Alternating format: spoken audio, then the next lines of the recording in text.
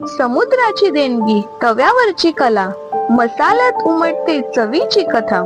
प्रत्येक ताटात सजलेली ही गोव्याची शान. प्रॉन्स मसाला फ्राय म्हणजे स्वादाचा नवविधान.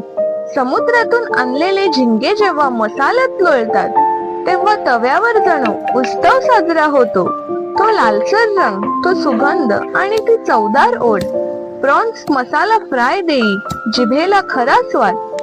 तिखट मसाल्यात मिसळलेले झिंगे जेव्हा तळतात, तोंडावर पाणी आणणारे क्षण आठवतात.